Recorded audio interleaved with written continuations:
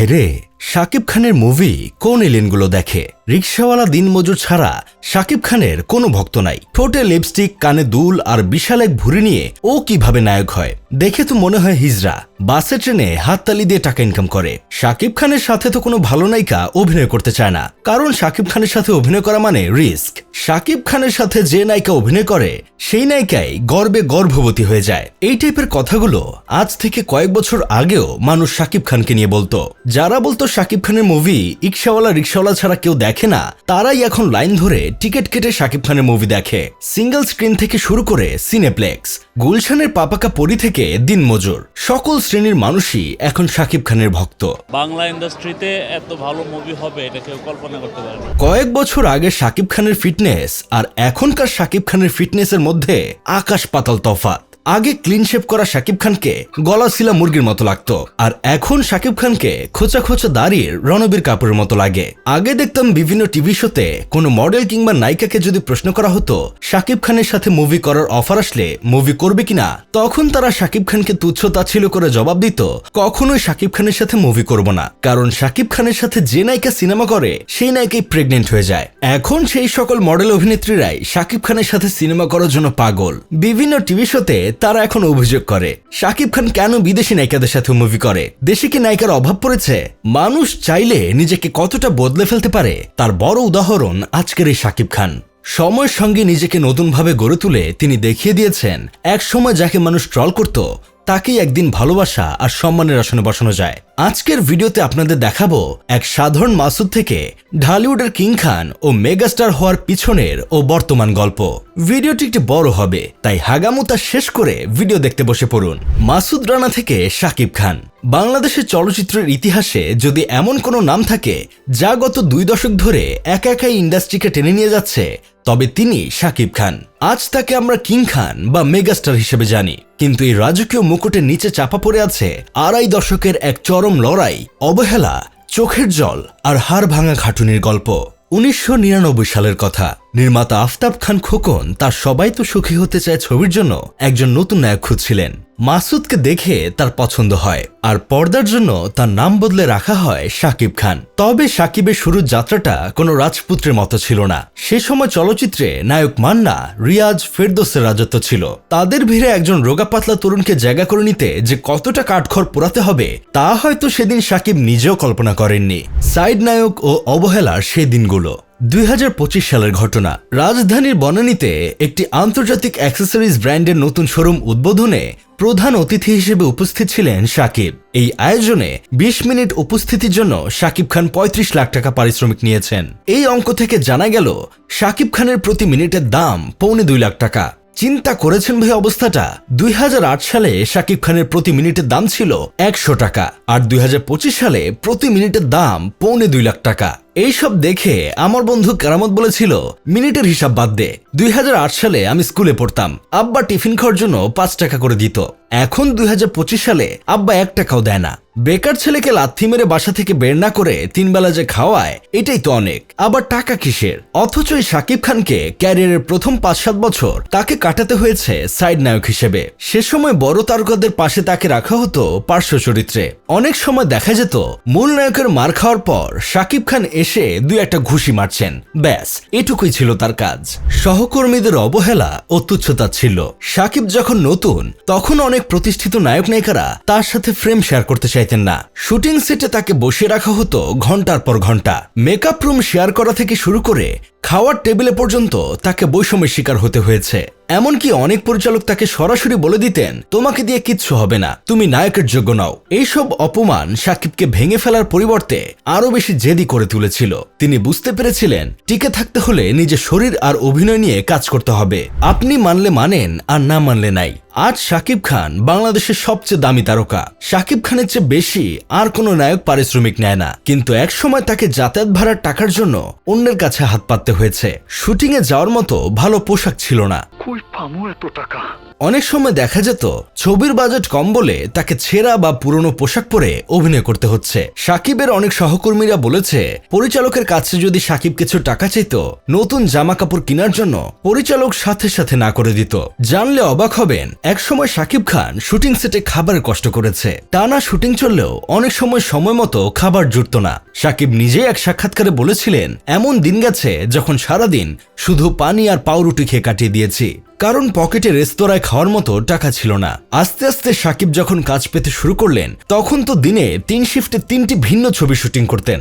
এক স্টুডিও থেকে অন্য স্টুডিওতে দৌড়াতে তিনি ক্লান্ত হয়ে পড়তেন, তবুও কাজ ছাড়তেন না। 2008 সালে ঢাকায় চলচ্চিত্রের মহানায়ক মান্নার আকস্মিক মৃত্যু ইন্ডাস্ট্রিকে এক গভীর সংকটে ফেলে দেয়। ইন্ডাস্ট্রি যখন অভিভাবকহীন, ঠিক তখন হাল ধরেন শাকিব খান। পিএ কাজল পরিচালিত আমার প্রাণের প্রিয়া সিনেমার বিশাল সাফল্য শাকিবকে পৌঁছে দেয় গণমানুষের হৃদয়ে। এরপর থেকে তাকে আর পেছনে ফিরে তাকাতে হয়নি। 2008 থেকে 2023 টানা 15 বছর একাই বাংলা চলচ্চিত্র বাঁচিয়ে রেখেছিলেন শাকিব খান। এখনো তিনি শাকিব খান নয়, তাকে বলিউডের অ্যাক্টরের সাথে তুলনা করা যাবে। শাকিব খানের জীবন মানে শুধু সাফল্য নয়, বিতর্কের এক বিশাল পাহাড়। বিশেষ করে তার ব্যক্তিগত জীবন ও 2 চিত্রনায়িকার সাথে তার সম্পর্ক পুরো দেশকে তোলপাড় করে দিয়েছে। সত্যি বলতে একটা সময় শাকিব খানকে আমার নিজেরই ভালো লাগতো না। এর কারণ হলো অপু বিশ্বাস আর বুবলি। এই 2 মহানায়িকার জন্য পাবলিক ফেসবুকে ঢুকতে পারতো না। নিজের পকেটের টাকা খরচ করে এই সতীনের কামড়ি দেখতে হতো। রাতে ঘুমাতে যাবার আগে দেখতাম অপু বিশ্বাস বুবলি নিতম্বে কামড় দিছে, আর সকালে ঘুম থেকে উঠে দেখতাম বুবলি অপু বিশ্বাসের নিতম্বে কামড় দিছে। পুরো ফেসবুকটা এই 203 স্টার জলসা বানিয়ে দিয়েছিল। এক ফুটবল বিশ্বকাপ গিয়ে আরেক ফুটবল বিশ্বকাপ এসে যেত, তারপরও এই 203-এর কামড়ি শেষ হতো না। স্টার জলসা সিরিয়ালে নায়িকা যেমন সারাক্ষণ জামাই নিয়ে টানাটানি করত, এই 203ও এমন করত। আর আমাদের দেশের কিছু হলুদ মিডিয়া সারাক্ষণ এই 203-এর পিছনে লেগে থাকতো। কে কখন কাকে স্পর্শকাতর জায়গায় আঙ্গুল দিছে এইগুলো নিয়ে সারাক্ষণ নিউজ করত। আর এইদিকে দেশ 88-র বন্যায় ভেসে গেলেও তাদের কোনো খোঁজ থাকতো না। শাকিব খানের সবচেয়ে বড় গুণ হলো নিজেকে সময়ের সাথে মানিয়ে নেওয়া। আগে তাকে বলা হতো গড়পড়তা এফডিসির নায়ক, কিন্তু 2016 সালে যৌথ প্রযোজনা ছবি শিকারি দিয়ে তিনি সবাইকে চমকে দেন। লুক পরিবর্তন করে তিনি প্রমাণ করেন যে তিনি কেবল দেশি নায়ক নন, তিনি আন্তর্জাতিক মানের একজন অভিনেতা হতে পারেন। একসময় বলা হতো শাকিব খানের ছবি মানেই শুধু রিকশাওয়ালা বা দিনমজুরদের বিনোদন, কিন্তু সেই ধারণা এখন অতীত। বিশেষ করে প্রিয়তমা সিনেমার পর শাকিব খানের নতুন করে জন্ম হয়েছে। এখন তার সিনেমা দেখার জন্য মাল্টিপ্লেক্সে ভিড় জমায় উচ্চবিত্ত থেকে মধ্যবিত্ত সব শ্রেণীর মানুষ। 2023 সালে ঈদুল আজহায় মুক্তি পাওয়া প্রিয়তমা ছিল শাকিব খানের ক্যারিয়ারের টার্নিং পয়েন্ট। এই সিনেমার মাধ্যমে তিনি প্রমাণ করেছেন যে গল্প আর লুক ঠিক থাকলে শাকিব খান পুরো বিশ্ব জয় করতে পারেন। 80 বছরের এক বৃদ্ধের লুকে শাকিব খানকে দেখে পুরো দেশ থমকে গিয়েছিল।